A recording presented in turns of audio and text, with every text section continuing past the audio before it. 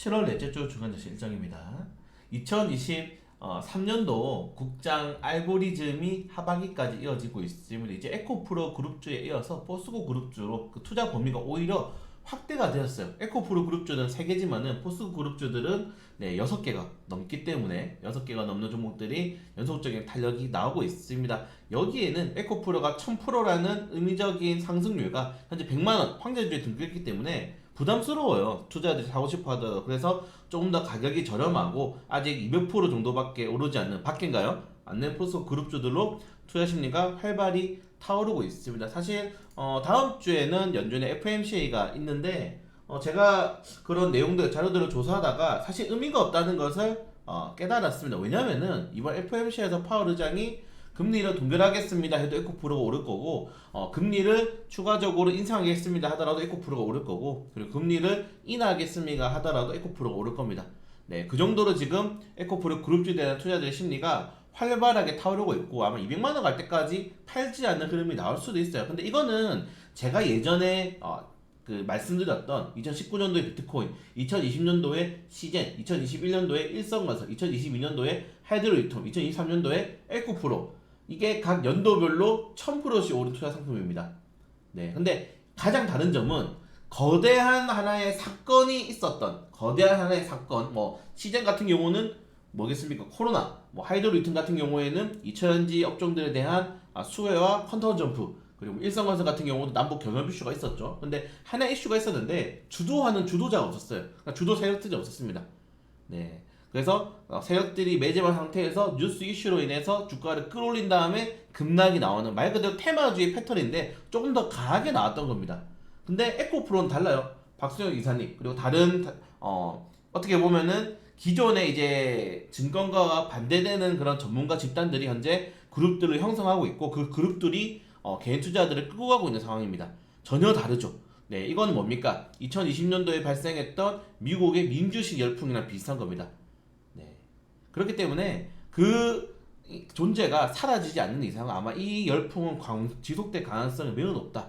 네. 그래서 오늘 재미있는 뉴스도 났습니다. 다만 우리가 조심해야 될 점은 에코프로 그룹주들이 에코프로와 유사한 사명을 가진 기업 주가도 같이 오르고 있는 겁니다.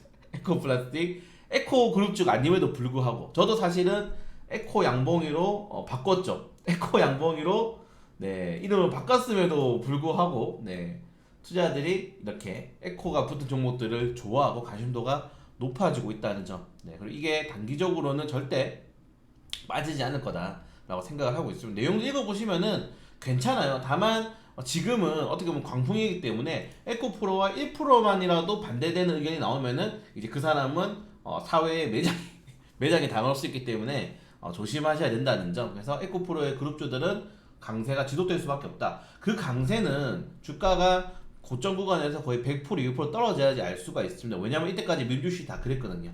그 전까지는 모릅니다.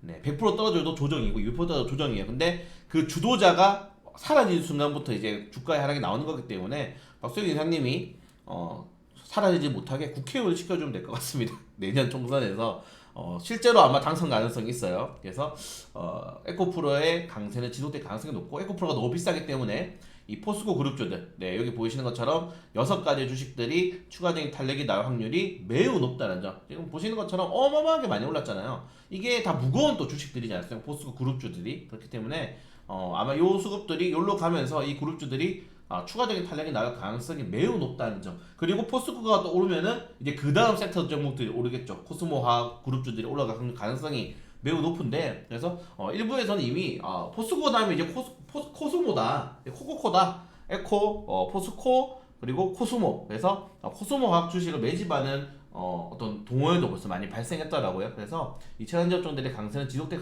가능성이 사실 거의 확정적이다라고 보시면 될 것 같고 여기에 이제 지난주 같은 경우에는 반도체 업종들이 굉장히 큰 조정이 많이 나왔습니다. 사실 여기에는 뭐 AMD 관련된 이슈도 있고요. 그리고 어플라이드 사이언스에서 그 어플라이드 이슈도 발생하게 되면서 사실은 반도체 업종들 같은 경우에는 원래 2000지랑 원투펀치로 같이 강세가 나오다가 사실은 꼬꾸라졌어요. 근데 그 꼬꾸라진 내용들이 실적에 대한 부담감들도 시장에 존재하기 때문에 단기적인 반등이 나오기는 많이 힘들 겁니다. 아무리 HBM 관련된 테마주로 올린다 하더라도 투자자분들이 많이 똑똑해졌어요 이제.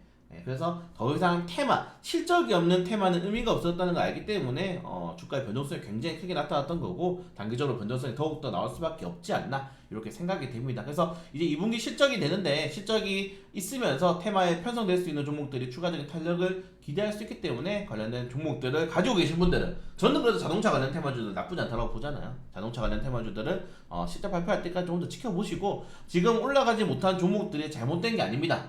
네, 그냥 이 현상 자체가 너무나도 뭐 특이한 그리고 한 번도 발생하지 않은 거의 20몇 년 만에 발생한 사건이기 때문에 편성하지 못하신 분들은 아시겠지만 편성하지 못했다 하더라도 내 주식이 잘못된 거 아니라는 거 그런 것들은 여러분들이 확인을 좀 하시면 좋을 것 같습니다. 네, 그걸 제외하고는 이제 AI AI 이슈가 최근에 으로 헬스케어 관련 테마로 많이 넘어갔는데 여기 이제 제약바이오, 임상 관련된 데이터베이스 전부 다 인공지능으로 준비를 하게 된다라고 하면서 어제 챗GPT 관련 테마주라든가 인공지능 관련 테마주가 많이 올랐는데 제약바이오 같은 경우가 사실은 그동안 너무 많은 조정이 나오고 있었고 여기에 최근에 뭐 셀트리오 그룹주라든가 LCLB라든가 이런 대형 그룹주들의 주가 부양 절대까지 펼쳐졌기 때문에 관심도가 많이 높아지고 있다는 점도 나쁘지 않을 것 같습니다. 다만 네, 2차전지 업종들의 부스럼을 먹고 있는 정도의 거래량과 거래 대금이기 때문에 쉽진 않다. 네, 쉽진 않다. 그래서 단기적인 반등에 만족을 하는 게 좋을 것 같고 추가적인 재료를 확인을 해야 됩니다.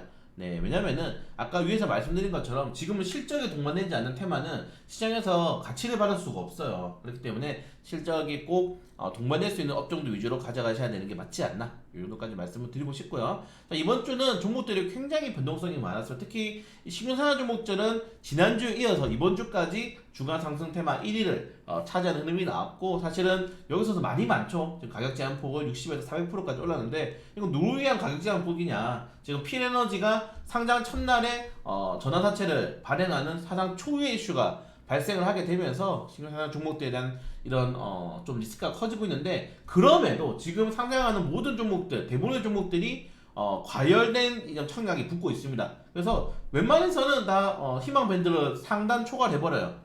예전엔 그런 게 많이 없었는데 대부분 그런 종목들이 많이 나오고 있고 특히 신규 상장한 종목들마다 역대 최대, 역대 최고란 말을 많이 붙이고 있습니다. 그러니까 계속적으로 관심도가 높아진다는 점도 한 번씩 체크하시면 좋을 것 같아요. 네, 제외하고는 개별적인 종목들도 주도주가 시장을 흐름을 가져갔기보다는 뭐 췌장암 관련된 진단키트 이슈가 있는 프레스바이오 파마 그리고 뭐 셀러그 SJ 같은 경우에는 주도적인 사실 테마는 없어요. 여기 뭐 우크라이나 재건도 붙어 있고 그냥 단기적인 탄력이 좀 크게 나왔다라고 보시면 될 것 같고 여기에 포스코디에스 포스코 퓨처엔 금량이 박순혁 이사님 관련주라고 사실은 보는 게 맞겠죠. 관련 테마주로 크게 탄력이 나왔다는 점. 그걸 제외하고는 뭐 사실은 뭐 50 위주에서 놀던 종목들이 단기적인 반등이 좀 나왔다는 점도 특이점인 것 같습니다. 제약바이오 업종들이 좀 많이 나오고 있죠 지금. 제약바이오 업종들이 좀 많이 나오고 있는 것도 좀 재밌는 내용 중에 하나지만은 결국에는 포스코 그룹주, 에코프로 그룹주, 코스모아 그룹주가 갈 것이다. 네. 사실 제가 힘이 좀 많이 빠졌죠. 제가 요새 이걸로 추천 못해서 굉장히 많이 고통이 좀 빠져 있는데 뭐 어쩌겠습니까? 저는 좀 오르면 익자라는 스타일이라서 네. 자, 아무튼 자, 이번 주에도 굉장히 많은 공모 청약 종목과 신흥상 종목들이 있습니다. 보시면 뷰티스킨 네, 역시 확정 공모가가 상단을 초과했고 시트로닉스, CG트로닉스 공모 청약이 준비되어 있습니다. 자, 화요일에는 커브러스버드 소비자 지수가 발표를 하는데 이게 굉장히 최근에 중요하죠. 굉장히 중요한데 사실 뭐 FMC가 있기 때문에 그냥 체크하실 정도만 보시면 될 것 같고 미래에셋 자산운용에서 우주, 로봇, 인공지능 ETF를 출시를 한다고 합니다. 네, 정말 미래산업에 대한 ETF이기 때문에 관심도를 한번 가져보시는 것도 좋을 것 같다 라고 생각이 되고요. 그리고 수요일에는 이제 FMCA가 본격적으로 진행이 됩니다. 보통 이제 수요일날 진행돼서 이제 목요일날 발표가 되기 때문에 수목으로 일정을 보시는 게 조금 더 좋을 것 같고요. 베넥트가 신규 상장 역시나 상단 초과했고 MIQ 솔루션이 공모 청약을 하게 됩니다. 그리고 목요일에는 보시는 것처럼 ANT 신규 상장, 퍼러스 아이바이오 신규 상장, 유한타 제14호 스펙 신규 상장, ILT는 상단 초과, 퍼러스 아이바이오는 하단을 기록을 했습니다. 그리고 MIQ 솔루션, 파두가 공모 청약을 하는데 파두가 또 네, 역대 최대 흥행을 계속 준비를 하고 있다고 하죠. 그렇기 때문에 파두도 관심도가 높아질 수 있다는 점들 뭐 청약할 게 굉장히 많아서 나쁘지 않을 것 같습니다. 로또로 살 필요가 없습니다, 여러분들. 청약하는 게 로또보다 더 확률도 높고 돈 많이 벌 수 있습니다. 자, 금요일에는 상무부가 개인소득, 개인소비 지출을 발표를 하게 됩니다.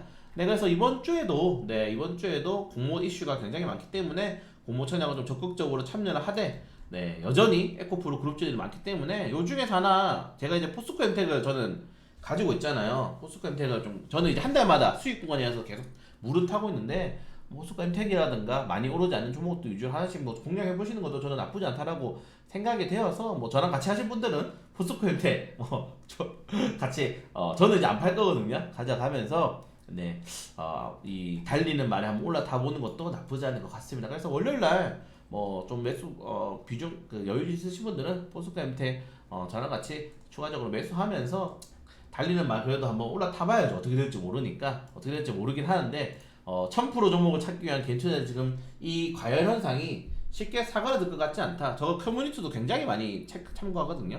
절대 이거는 쉽게 꺼질 수가 없습니다.